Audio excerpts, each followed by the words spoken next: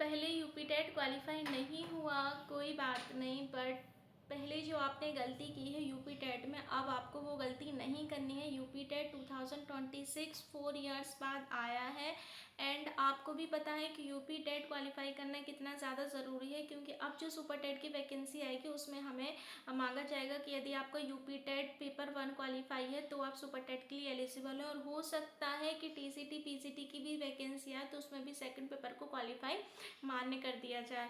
UP TET बहुत सारे students ऐसे होंगे जिन्होंने इससे 4 साल पहले भी एग्ज़ाम दिया होगा यूपी टेट का और उनका क्वालिफाई नहीं हुआ होगा किसी वजह से।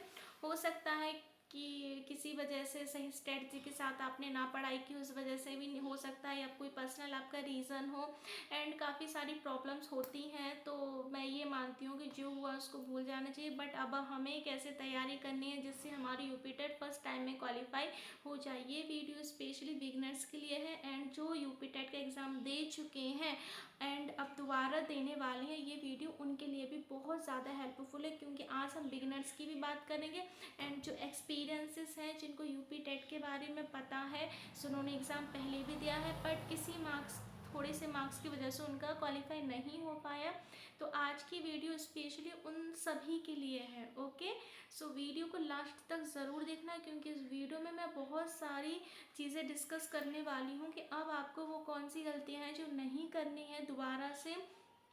4 साल बाद आपको अगेन वही मिस्टेक नहीं करनी है, क्योंकि इस बार आपको अपना यूपी टेट क्वालिफाई करना ही करना है, क्योंकि हर किसी को सेकंड चांस नहीं मिलता। आपको मिला है तो आपको आपका ये एग्ज़ाम लास्ट एग्ज़ाम होना चाहिए यूपी टेट का। ओके, सो चीज़ को स्टार्ट करने से पहले मैं अपना इंट्रोडक्शन आपको दे देती हूँ। So hey everyone, how are you all? I hope you are all doing good. I am Apoorva, I am from Bhopal. I am already in job के साथ ही मैं प्रिपरेशन कर रही हूँ एमपी टेट की एंड यूपी टेट का मेरा काफ़ी अच्छा एक्सपीरियंस है जो आपके साथ शेयर कर रही हूँ मैं। एंड आई होप कि मेरे कुछ गाइडेंस से आपको एग्ज़ाम क्वालिफाई करने में काफ़ी हेल्प मिले एंड मेक श्योर कि मैंने यूपी टेट से रिगार्डिंग काफ़ी सारी वीडियोस बना दी हैं, चाहे पेपर 1 हो एंड पेपर 2 है, कि हमें किस तरीके से अपनी तैयारी को कंटिन्यू करना है, चाहे आप पेपर 1 देने वाले हो या फिर आप पेपर 2 देने वाले हो। हमें क्या पढ़ना है, कैसे पढ़ना है, कहाँ से प्रीवाईक्यू लगाना है, कौन सी मिस्टेक्स है जो हमें नहीं करनी है, मैंने सारी चीज़ों को डिस्कस कर दिया है लास्ट वीडियो में। यदि आपने अभी तक नहीं देखा है तो पहले उन वीडियो को वॉच करो।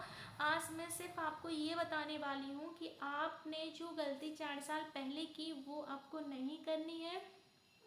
गाइस, सबसे पहली चीज़ तो ये है कि आप अपने मन में ये सोच लो कि ये मेरा लास्ट एग्ज़ाम है, यूपी टेट मुझे लास्ट टाइम देना है, यूपी टेट मुझे आगे ना देना पड़े। राइट, ये एग्ज़ाम मेरे लिए लास्ट एग्ज़ाम है और मोस्टली हमारे पास 60 डेज से भी कम देना हो, 60 डेज से भी कम देना है, तो हमें हमारी तैयारी को ऐसे करना है कि हम इस एग्ज़ाम को क्वालिफाई कर लें।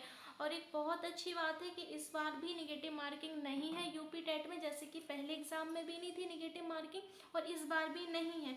और हो सकता है आने वाले एग्ज़ाम में नेगेटिव मार्किंग कर दे, तो उससे बेहतर होगा कि आप अभी से ही अपना पेपर क्वालिफाई कर लें, क्योंकि जितना ज़्यादा टाइम पीरियड बढ़ रहा है ना, पेपर का लेवल उतना ज़्यादा बढ़ रहा है। मीन्स टू से जितना टाइम निकल रहा है ना, पेपर का लेवल उतना ज़्यादा हाई हो रहा है। और अभी बहुत अच्छा मौका है आपके पास कि आप इस पेपर को ईजिली क्वालिफाई कर लो। 150 मार्क्स का ये क्वेश्चन पेपर होता है, आपको सिर्फ 90 प्लस की तैयारी करनी है, सिर्फ और सिर्फ आपको 90 मार्क्स लाना है जिससे आपका क्वालिफाई हो जाए एग्ज़ाम। बट मैं फिर भी कहूँगी 100 प्लस की तैयारी लेकर चलो, जिसमें आपके 90 मार्क्स तो ईजिली आ ही जाए, आप सिक्योर हैं। अब आपको वो कौन सी गलतियाँ हैं जो आपको नहीं करनी है, तो उनको थोड़ा ध्यान से सुनना, क्योंकि वो सारी चीज़ें मैं बार बार रिपीट नहीं करूँगी। जैसे कि मैंने सिलेबस भी बता दिया, प्रीवाईक्यू भी बता दिया, बुक्स भी बता दी, ऑल ओवर मैंने सारी चीज़ें डिस्कस कर दी। बट गलतियाँ क्या नहीं करनी है वो चीज़ समझ लो। गलतियाँ ये है कि पहले की तरह आपको बहुत सारी चीज़ों पर फोकस नहीं करना है, आपको सिर्फ आपको सिलेबस के अकॉर्डिंग पढ़ना है। गाइस, सबसे पहली चीज़, पढ़ने से पहले सिलेबस निकाल लेना, जो भी पढ़ो टिक मार्क करते जाना कि मैंने ये चीज़ पढ़ ली, मैंने ये चीज़ कंप्लीट कर ली, मेरा ये टॉपिक कंप्लीट हो गया, तब आपको लगेगा कि मेरी कितनी तैयारी हो गई एंड कितनी मेरी तैयारी बची हुई है। ओके, सेकंड चीज़ है, कुछ भी नया पढ़ने से पहले पुराने का रिवीजन करना है, क्योंकि रिवीजन बहुत सारे स्टूडेंट्स नहीं करते हैं। पढ़ते तो बहुत ज़्यादा हैं, बहुत ज़्यादा पढ़ते हैं, बट रिवीजन नहीं करते। रिवीजन सबसे ज़्यादा इंपॉर्टेंट है। आप जितना भी पढ़ो, आपको यदि 2 आवर्स मिल रहा है, 4 आवर्स मिल रहा है, डजेंट मैटर आप कितना भी पढ़ो, बट मन से पढ़ो। नेक्स्ट डे जब आप उसको पढ़ने वाले हो, आप स्टडी करने वाले हो, तो उससे पहले आपको अपना रिवीजन करना है, क्योंकि रिवीजन हमारा सबसे इम्पोर्टेंट पार्ट होता है हमारी स्टडी का। यदि आप रिवीजन नहीं करोगे तो आपके ढेर सारे नोट्स बनाने का कोई फ़ायदा नहीं है। आप कितने भी सब्जेक्ट के नोट्स बना लो, बट जब तक आप रिवीजन नहीं करोगे तो मुझे नहीं लगता कि आपकी पढ़ाई सही स्ट्रेटजी से आप कर रहे हो। तीसरी चीज़ है पीवाईक्यू। पीवाईक्यू का एनालिसिस इसलिए ज़रूरी है क्योंकि पीवाईक्यू जब आप लगाते हो तो आपको क्वेश्चन का लेवल पता चलता है कि हमें किस तरीके से क्वेश्चन एग्जामिनर हमसे पूछता है। आप बिगिनर हो तो आपको प्रीवाईक्यू लगाना ही लगाना है। बुक्स के लिए भी मैंने बता दिया आपको कि कहाँ से आपको कौन सी बुक्स लेनी है। एंड प्रीवाईक्यू को लगाने का सबसे इम्पोर्टेंट जो तरीका है, देखो यदि आप 150 मार्क्स का क्वेश्चन पेपर सॉल्व कर रहे हो और आपके प्रीवाईक्यू में कम नंबर आ रहे हैं, तो आपको क्या करना, आप डिमोटिवेट नहीं होना है आपको कि मैंने 150 मार्क्स का क्वेश्चन पेपर मैंने सॉल्व किया और मेरे इसमें से 50 मार्क्स ही आए, मेरे 100 मार्क्स क्यों नहीं आए। तो आप इस बात में खुशी मनाओ कि अभी हम एग्ज़ाम हॉल में नहीं बैठे, अभी हम अपने घर में हैं और 100 यदि मेरे क्वेश्चन गलत है तो आज मुझे 100 सीखने का मौका मिला है, तो आज मैं उन 100 क्वेश्चंस को एनालिसिस करूँगा कि ये मेरे क्यों गलत हुए और ये मेरे क्या होने चाहिए थे। प्रीवाईक्यू लगाने का ये सबसे बेस्ट तरीका होता है। चाहे आप एक प्रीवाईक्यू को सिर्फ एक दिन में सॉल्व करें, बट उसको इतने अच्छी तरीके से सॉल्व करें कि आपका सारे कॉन्सेप्ट क्लियर हो जाए। जब हम प्रीवाईक्यू लगाते हैं तो आप अपने माइंड में एनालिसिस किया करो कि ये क्वेश्चन हमारा कहाँ से पूछा गया, किस चैप्टर से पूछा गया, किस थ्योरी से हमारा ये क्वेश्चन आया है। ओके, जब आप क्वेश्चन को अच्छे से एनालिसिस करते हो तब पता चलता है आपको कि हाँ अब हमारा टॉपिक कंप्लीट है। ओके, तो ये प्रीवाईक्यू हो गया। अब जो फोर्थ चीज़ है वो है आपकी एनालिसिस। एनालिसिस जैसे आप कर लेते हो, पहली बार में आप रिवीजन करते हो, मीन्स टू से जो आपने लिखा है उसको पढ़ते हो, फिर आप कुछ शॉर्ट्स नोट्स बनाते हो जिससे आपका क्विक रिवीजन हो जाए। जैसे हम किसी थ्योरी को 3 से 4 पेज में क्लियर करते हैं, बट हमें शॉर्ट्स नोट्स में सिर्फ उसको 1 पेज में ही कंबाइन करना है कि 1 पेज में हम वो पूरा टॉपिक लिख दें।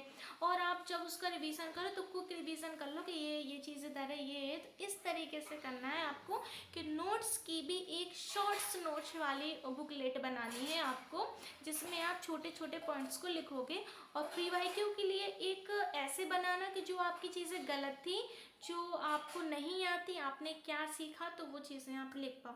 देखो, पढ़ना पढ़ते सब हैं, पढ़ाई सब करते हैं, तैयारी सब करते हैं। और गाइस मैं ये भी जानती हूँ अपना 100% हर व्यक्ति देता है, चाहे मैं हूँ या आप हो या कोई भी हो। ऐसा नहीं है कि मैं किसी एग्ज़ाम में फेल नहीं हुई हूँ, मैं डिस्क्वालीफाई भी हुई हूँ एग्ज़ाम में, बट मैंने जो सीखा है, जो मेरा एक्सपीरियंस रहा, वही आपके साथ शेयर कर रही हूँ मैं कि अब हमें एक एग्ज़ाम को बार बार नहीं देना है, तो क्यों ना हमने जो गलतियाँ पहले की हैं अब वो हमें नहीं करना है। सही स्ट्रेटजी के साथ सही चीज़ों को पढ़ना है।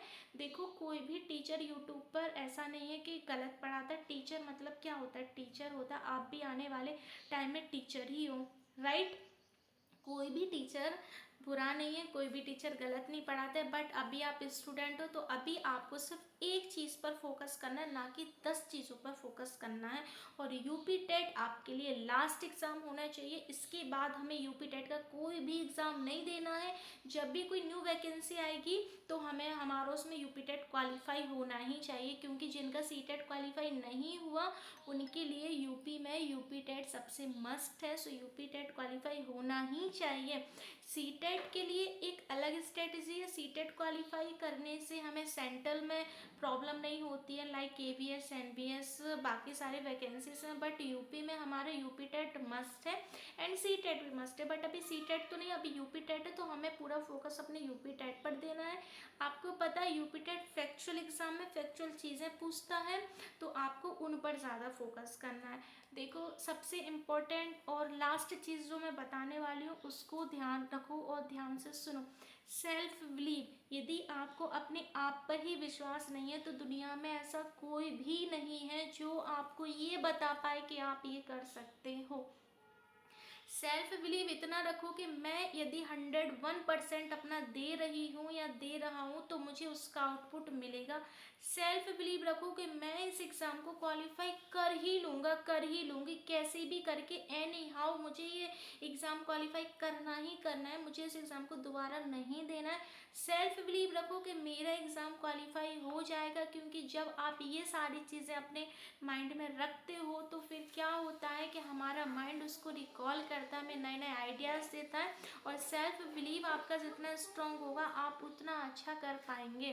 तो अभी आपको क्या करना है, अपनी पढ़ाई पर अच्छे से फोकस करना है। 4 साल बाद ये यूपी टेट की वैकेंसी आई है और अब पता नहीं ये वैकेंसी कब आएगी, ये भी नहीं पता हमें ये वैकेंसी कब आएगी। तो इस वैकेंसी को लास्ट वैकेंसी मानकर जी जान लगा दो कि मेरा इस बार यूपी टेट क्वालिफाई हो जाए, मुझे नेक्स्ट यूपी टेट ना देना पड़े और आपका अच्छे मार्क्स से क्वालिफाई हो जाए। गाइस, यूपी टेट से रिगार्डिंग जितने भी क्वेश्चन थे, जितने भी डाउट थे, मैंने सारे क्लियर कर दिए। मैंने सारी वीडियोस बना दी, पेपर 1, पेपर 2, सब्जेक्ट कहाँ से पढ़ने, प्री वाई क्यू कहाँ से, एनसीईआरटी कैसे पढ़नी है, एससीईआरटी कैसे करनी, प्री वाई क्यू किस ऐप से लगाना है, पेड बैच ले या फ्री बैच ले, और टोटल मैंने यूपी टेट को लेकर सारे जो भी आपके डाउट थे सब क्लियर कर दिया। बस अब आपको पढ़ना है। हो सकता है यूपी टेट से रिगार्डिंग अब ये लास्ट वीडियो है, एंड अब जो वीडियोस आपके लिए आए वो आपको सब्जेक्ट से रिलेटेड आए कि यदि आप किसी सब्जेक्ट में वीक है तो उसको कैसे स्टूडेंट करें, कैसे उसको आप अच्छा कर सकते हैं स्कोर उसमें। तो हो सकता है कि सब्जेक्ट को लेकर आए। तो ये लास्ट वीडियो थी, और गाइज सीरियसली बता रही हूँ, ऑनेस्टी के साथ अपना 101% दे के इसकी तैयारी कर लो, एक बार कर लो, बस बस बस बस एक बार कर लो अच्छे से, खुद को सेटिस्फेक्शन मिल जाए कि मैंने 100% दिया। ओके। और जब आपका एग्ज़ाम क्वालिफाई हो जाएगा ना, तब आप खुद सोचोगे कि सेल्फ बिलीव कितना ज़्यादा वर्क करता है चीज़ों पर। आई होप सारे डाउट क्लियर आपके हो गए होंगे, एंड कोई भी क्वेश्चन रह गया हो तो कमेंट सेशन में आप लिख सकते हो, मैं उसका आंसर करने की कोशिश करूँगी। एंड गाइस, अपना फोकस होकर स्टडी करो। ओके, तो मिलते हैं हम नेक्स्ट वीडियो में कुछ नया लेकर। जब तक के लिए बाय बाय।